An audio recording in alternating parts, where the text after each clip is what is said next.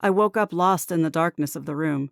It was 3 a.m., and everywhere around me was pitch black and silent. I got up unhurriedly, feeling my surroundings with extended arms, but before I could reach the switch on the wall, a coldness passed near me, raising goosebumps all over my skin. A scream escaped my mouth, and I flinched by instinct, my heart racing way too erratic as I shivered uncontrollably. I closed my eyes and moved forward in a sad attempt to find the switch with closed lids. I turned on the light and counted to 10 before slowly opening my eyes and looked around. There was absolutely nothing there.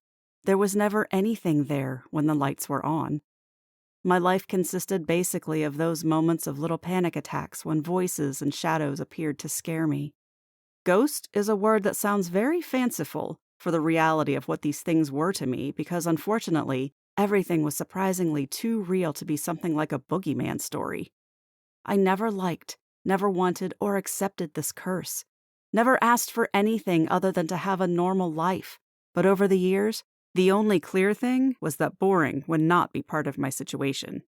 Muriel was an exception to this discomfort, and he always appeared when I called out in fear, always hugging me in the night, always coming to assist me. As I straightened up, another shadow passed, making me growl. "Damn you! The light is on! Can you give me a moment of peace?" Nobody ever answered. Then I turned, and another one, as big as the one before, walked past me. My heart leapt into my mouth, and I started to shake out of control. "Muriel," I whispered. Yeah, I knew the day was a mess when one more shadow zapped next to me, making me feel its cold presence as it glided behind my back.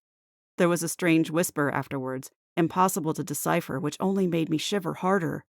"Muriel!" I said louder. "Please!"